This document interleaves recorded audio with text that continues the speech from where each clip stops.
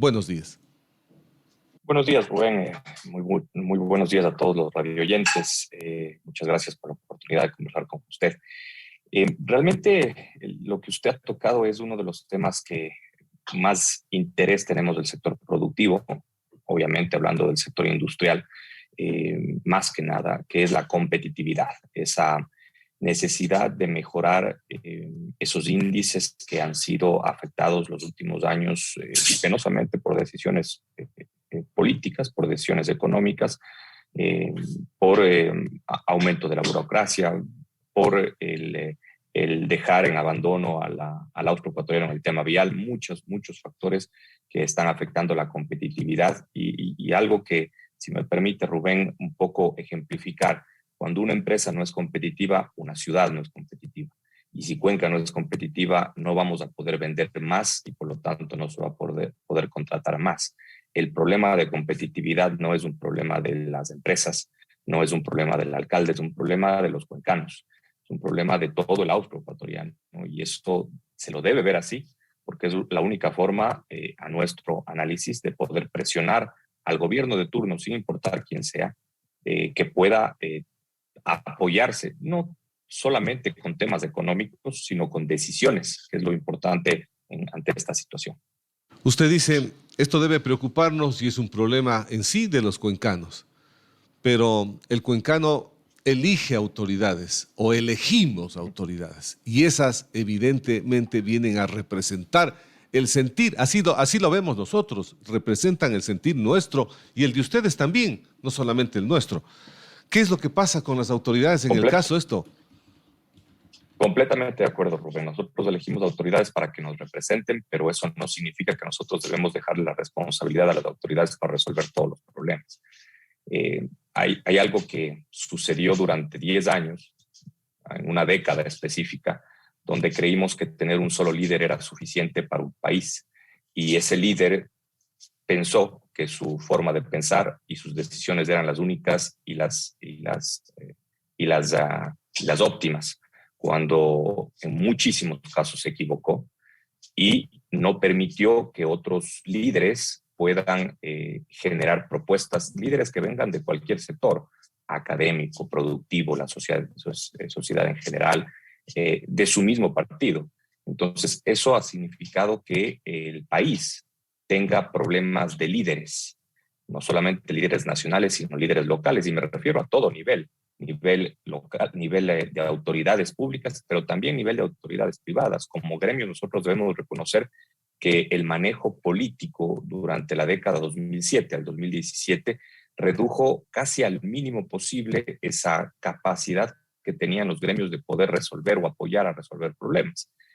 Se terminó con ese liderazgo que había desde el sector productivo e inclusive desde el mismo liderazgo político que tuvimos durante esa década, se escuchó lo malo y lo negativo que era el sector productivo para la sociedad, cuando no nos dábamos cuenta que realmente el sector productivo tenía importantes efectos económicos, importantes efectos sociales, y ahí está el gran problema del Ecuador en los últimos años, el haber creído que un líder era suficiente cuando se perdieron esas capacidades. Usted recuerde cómo era Cuenca hace unos 15 años. Cuenca siempre estuvo sola, y eso sí lo debemos reconocer. Cuenca se ha hecho por los cuencanos, el Azuay se ha hecho por los azuayos, como Loja se ha hecho por los lojanos, pero siempre ha habido ese empuje desde el austro ecuatoriano hacia mejorar la situación y hemos sido escuchados. Pero durante varios años esas solicitudes nunca fueron tomadas en cuenta. Recuerde usted, Rubén, que tuvimos una emergencia, voy a poner entre comillas, una emergencia vial en la autopista, donde más se instalaron carteles de propaganda política que habían trabajadores, y fueron 2 años de emergencia vial, sin preocuparse de lo que realmente necesitaba emergencia vial, que eran las vías de conexión con las provincias. Entonces, ese monopolio que se tuvo de un liderazgo dañó al resto y nos dejamos dañar. Eso fue lo peor, que nos dejamos dañar y creímos que una persona podía liderar el país cuando realmente, e insisto, los problemas se solucionan en equipo. Debería el prefecto con el gobernador, con el alcalde de Cuenca, unirse y trabajar en una solución conjunta. Penosamente, hace muchos años, también usted, Rubén, debe recordar cómo iniciaban una carrera política, alcalde y prefecto juntos, se candidatizaban, se elegían y a los 2 meses se peleaban. Y una cosa era lo que hacía el prefecto, otra cosa lo que hacía el alcalde. Entonces, de esa forma, Cuenca nunca va a presionar a lograr objetivos como ciudad y como provincia, y lo mismo debería suceder, esa unión entre el sector público, privado y el académico. Imagínense lo que fuera que en vez de dejarle solamente al alcalde de turno que vaya a solicitar fondos para cualquier actividad que requiera, cualquier proyecto que requiera Cuenca, que vaya el alcalde con los representantes de la academia y los representantes del sector productivo a una reunión con el presidente de la República a presentarle propuestas, no quejas, no críticas, ni tampoco solamente pedidos, sino propuestas de un desarrollo de ciudad planificado, con conexiones aéreas, con conexiones provinciales, con mejoramiento de la competitividad, con reducción de tramitología, pero también lo único que nos hemos caracterizado es hacer cartas de Papá Noel y no generar propuestas que nazcan desde la sociedad y que sean lideradas por cualquiera de estas tres partes, pero que exista realmente un trabajo conjunto. Sí, usted deja claramente en evidencia lo que está faltando y lo ha dicho. Son alrededor de 15 años que falta liderazgo en autoridades. El tema político nos ha hecho perder la hoja de ruta, creo que de la ciudad y de la provincia. Cada autoridad acarrea agua para su molino. No hay conjunción de ideas para acarrear agua para un solo molino y que nos haga permitir de que esto progrese la ciudad y la provincia. Y no ha cambiado, o usted siente que ha cambiado a esta fecha que estamos hablando. No, realmente no, pero es bien difícil cambiar en 6, 7 meses que tenemos del nuevo gobierno, donde yo no puedo decir que todo lo que hemos solicitado se ha aprobado. Es obvio que vamos a tener formas de pensar diferente, pero hay una cosa que resaltar de este gobierno, que escuchan y comienzan a tomar decisiones también en base a propuestas. Y eso es importante, pero también debemos estar conscientes que tuvimos, como usted bien dice, Rubén, 14 años de que se manejó el gobierno, posiblemente no 14 completamente, digamos 12, porque más o menos el último año y medio del gobierno de Lenín Moreno, 2 años, se comenzaron a tomar decisiones también apoyadas con el sector productivo. Pero durante 12 años tuvimos un monopolio de decisiones, donde solamente una persona tenía la razón y el resto estaba o en contra o estaba errado. Entonces, estos 12 años, recuperarlos en 6, 7 meses no es posible, es impensado, pero tiene que haber también, como yo le dije, Rubén, una apertura desde el lado público, desde el lado académico y el lado productivo para trabajar de manera conjunta. Yo le voy a poner un ejemplo, Rubén.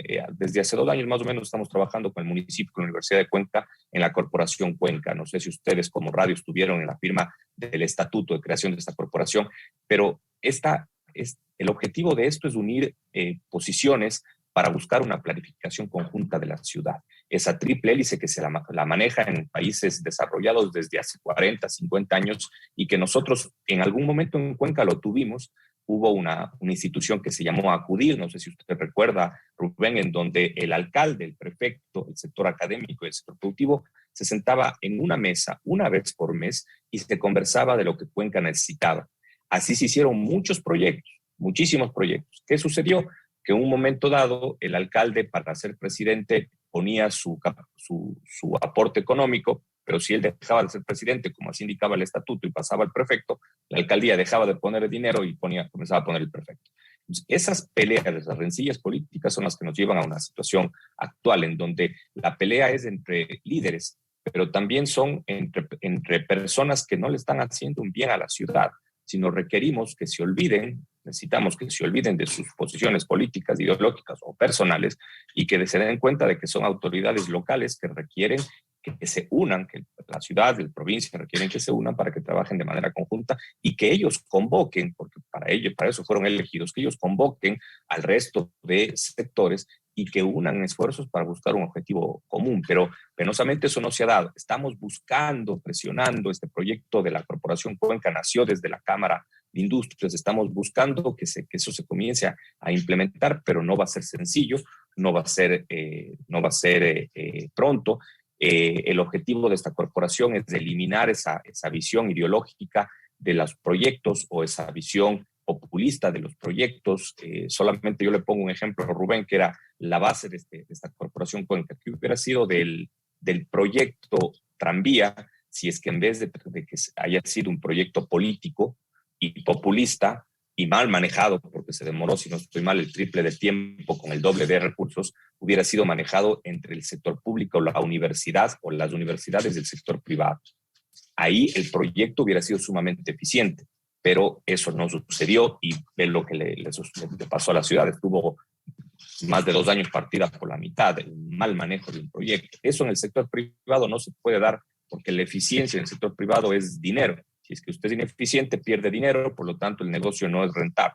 Entonces, eso debemos también inyectarle al sector público porque el sector público ha perdido esa pertenencia de los proyectos y como les llega presupuesto del sector del gobierno nacional, pues da lo mismo estar sentados sin hacer nada o estar trabajando que al final el sueldo les llega permanentemente. En la empresa privada no es así. Cuando usted no da resultados, la empresa le despide, pero en el sector público se vuelve muy complejo. Entonces, ese tipo de situaciones son las que se tienen que resolver con el trabajo conjunto sector público, privado y académico.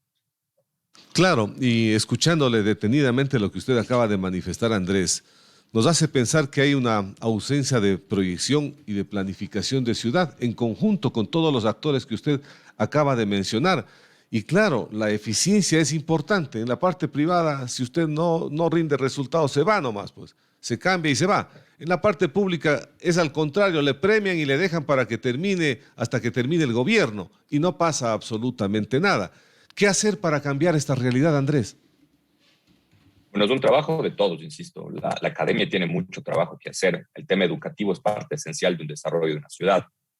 En Cuenca justamente es la ciudad per cápita industrial más importante del país porque tuvo esa capacidad académica, especialmente en áreas técnicas, para desarrollar personal, valga la redundancia, técnico especializado en diferentes sectores. Eso ayudó mucho a desarrollarse, pero ¿qué sucedió durante 10, 12 años? Se eliminó la posibilidad de generar carreras técnicas. Se lo pudo recuperar eso en el 2018 cuando se modificó la ley de educación superior.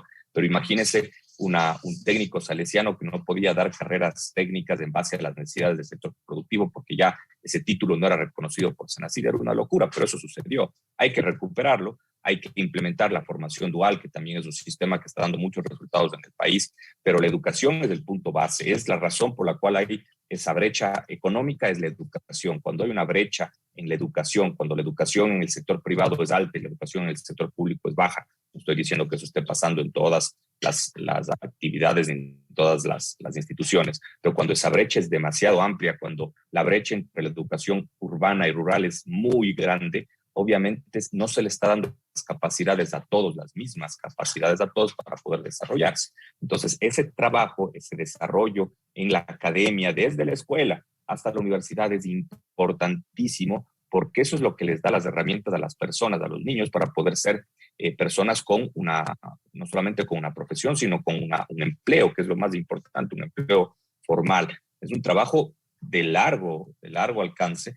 Yo le dije hace algunos minutos, perdimos más o menos 12 años en escuchar que construían escuelas y colegios del Millennium, pero la calidad educativa era o igual o peor.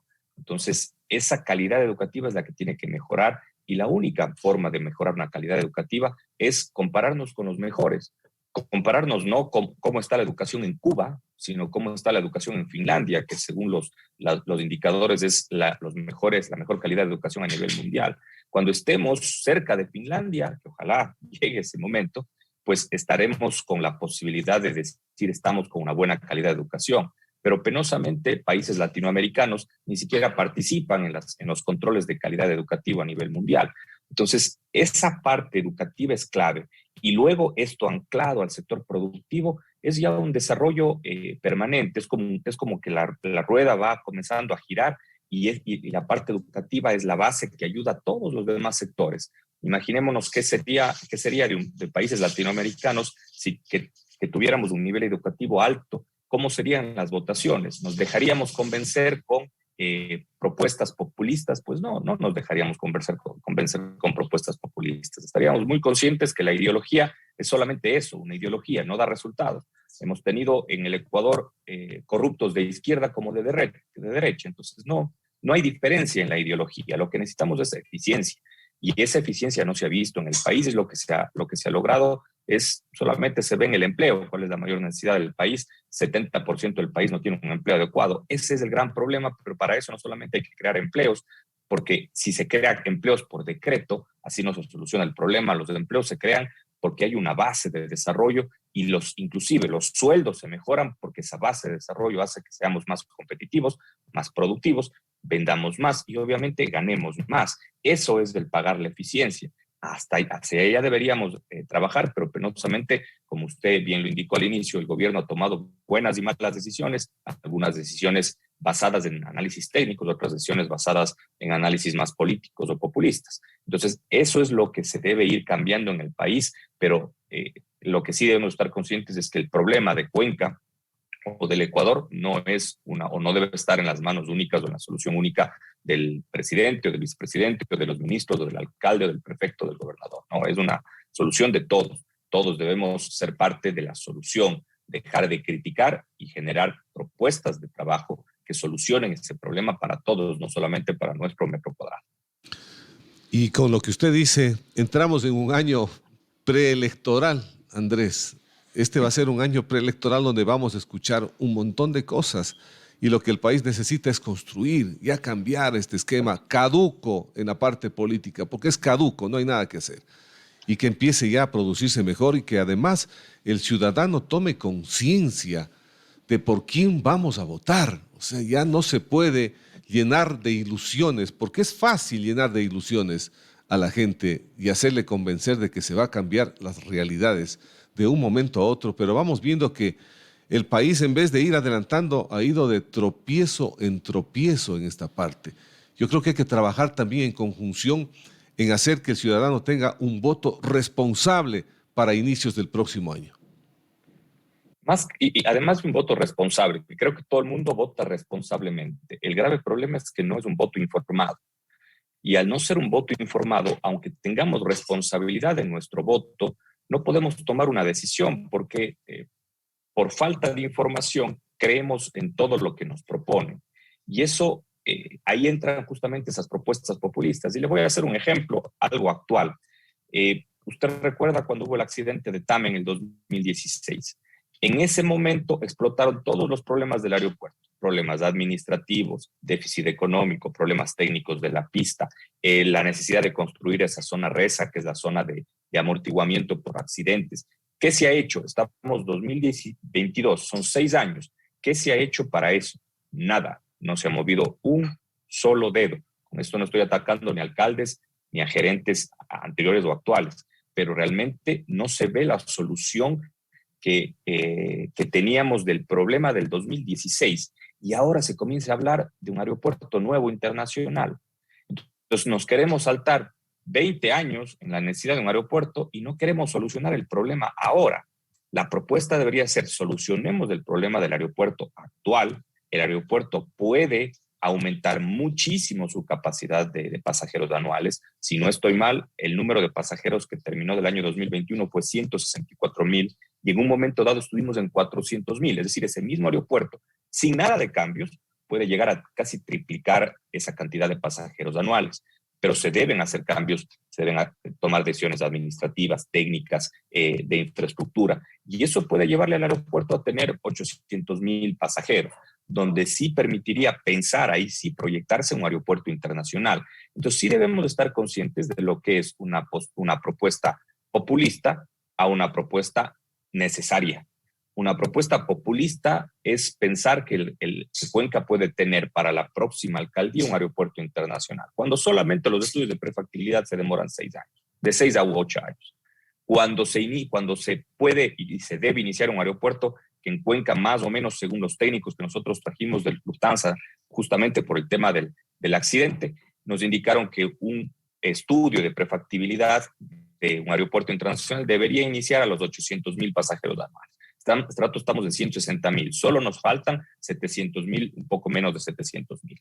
Entonces, el Cuenca y los cuencanos debemos estar conscientes que van a haber propuestas populistas y van a haber, y deberían haber, ojalá existan de los candidatos, propuestas reales a los problemas reales que tiene Cuenca, que es falta de planificación, por ejemplo, dónde se van a ubicar de aquí dentro de 10 o 20 años el doble de hospitales, de colegios, de empresas, de casas, de personas. Todo eso es falta de planificación. Cuenca se ha estado construyendo de manera completamente informe, sin ningún tipo de control. Eso no solamente ha sido responsabilidad del municipio, sino también responsabilidad de ciudadanos que terminan yendo a lugares en donde no existen servicios básicos y luego los pide, y a todos los cuencanos nos toca pagar por llevar los servicios básicos a lugares en donde era o es muy complejo o es muy costoso. Entonces, ese tipo de propuestas populistas son las que se deben ir terminando, pero eso depende de los votantes, porque debemos estar conscientes que nosotros somos los que le ponemos al alcalde, al prefecto ahí. No es una votación obligada, es una votación, debería ser una votación informada, en donde estemos conscientes de qué significa un aeropuerto nuevo, qué significa tener un aeropuerto nuevo, por qué no se resuelve en el aeropuerto actual, qué significa tener una vía que sube a 4.100 metros de altura a Guayaquil, que es nuestra principal conexión internacional y de puerto, qué necesita Cuenca para mejorar su nivel de competitividad, etcétera. Todo eso es una votación informada, dejar de leer todo lo que escriben en las redes y comenzar a leer lo que verdaderamente está sucediendo en países en donde nosotros, y debería ser, nosotros deberíamos llegar a ser y debería ser nuestro ejemplo. Eso es ese voto informado que ha sido complicado en los últimos años. Solamente démonos cuenta las votaciones que hemos tenido en varias elecciones, pero debe ser esa responsabilidad, porque, y con esto termino, Rubén, para ser un buen ciudadano no solamente tenemos derechos, por supuesto, muchos, pero también tenemos obligaciones, y una de esas obligaciones es, cuando menos, leer las propuestas de los candidatos y tener un sentido común para saber qué es lo que tiene fondo, qué es lo que significa defender el medio ambiente, no solamente decirlo, sino hacerlo, que el medio ambiente no se lo defiende solamente hablando de oro o agua, sino también se lo defiende ejecutando, defendiendo físicamente lo que es el manejo irracional del medio ambiente. Entonces, ese tipo de situaciones que son demagógicas para ganar un puesto político, y que en algunos casos se gana un puesto político y solamente es la plataforma para llegar a otro puesto político, ese tipo de situaciones son los que el votante tiene que darse cuenta y votar por gente, primero, honesta, segundo, que tenga conocimiento en los temas, porque ya vivimos de muchos todólogos que pasaban de ministros de defensa, de salud, a cancilleres, a ministros de industrias, etcétera. Eran unos genios impresionantes porque sabían exactamente de todo. Tenemos que saber que la persona sea capaz, pero que en esencia tenga una base de honestidad y que puedan sus propuestas ser implementadas también de una manera lógica, sin pensar en que Cuenca va a tener 5.000 millones de dólares en un año, porque no lo vamos a tener, sino tener propuestas que se puedan implementar. ¿Qué se ha hecho por parte de ustedes del sector industrial, del sector productivo, del sector del comercio, para aportar también con las ideas ahora que se está discutiendo en el Consejo Cantonal los planes de desarrollo de ordenamiento territorial, el plan de uso y gestión de suelo? Ya se terminó el día de ayer la aprobación en primera instancia, falta una segunda. ¿Qué es lo que conocen de esta primera instancia precisamente para el sector de ustedes? Porque una de las alarmas que se han venido hablando en los últimos años, y hablamos de varios años, es el uso del suelo industrial. ¿Qué va a cambiar con esta nueva propuesta y esta aprobación que se está discutiendo en el Consejo Cantonal? Bueno, realmente nosotros como Cámara trabajamos en 3 talleres con el municipio, con los técnicos que estuvieron encargados de este proyecto. Presentamos nuestras propuestas, obviamente con visiones diferentes a las que el municipio tenía, como por ejemplo el municipio tenía la visión, y por suerte fue modificada, en que únicamente en Cuenca debían estar las empresas de bajo impacto, de bajo y mediano impacto. Pero las industrias, casi todas las industrias de Cuenca son de alto impacto. Y el alto impacto no solamente significa impacto en generar CO2 al ambiente. Un alto impacto puede ser el ruido, el alto impacto puede ser el movimiento de carga. Entonces, el creer que solamente en Cuenca pueden estar empresas de mediano impacto es justamente lo que nos ha llevado a tener grandes problemas en la ciudad. porque estoy de acuerdo en que el número de empresas, las pequeñas y medianas, son la mayor cantidad, pero las que más generan renta y empleo están en las grandes empresas, que son las anclas de las pequeñas y las medianas. Entonces, no debemos entrar nuevamente en esa visión ideológica que tuvimos durante 12 años, en donde las medianas y las pequeñas son las buenas y las grandes empresas son las malas. Eso no existe, porque todas las industrias deben generar un efecto productivo. Con esto no estoy diciendo que no haya malas empresas que no cumplan con sus obligaciones, pero asimismo también hay malos políticos, también hay malos ciudadanos, también hay ejemplos malos de diferentes sectores.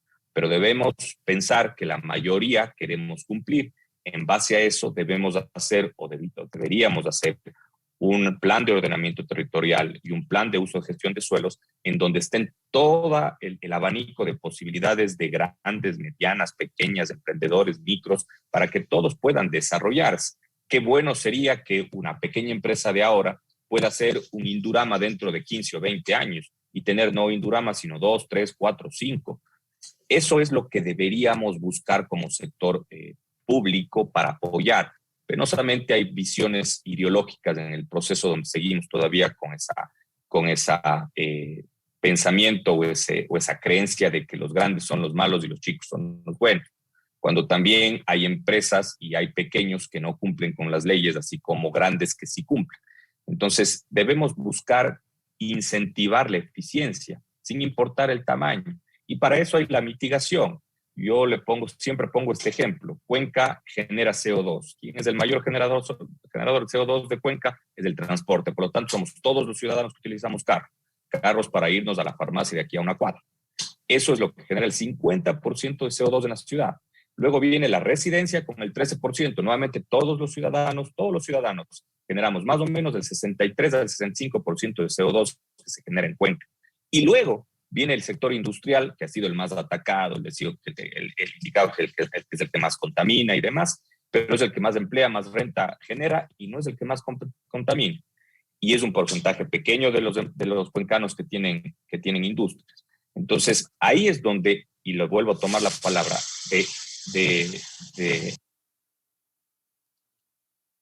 Se apagó el micrófono. Ahí estamos. Sí, perdón.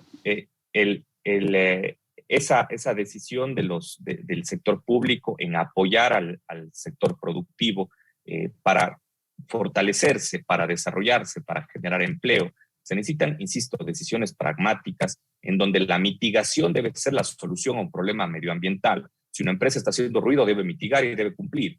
Pero no se le debe decir, no, usted como va a hacer ruido, porque así es la forma de pensar que hemos tenido, como usted va a hacer ruido, entonces no le permitimos.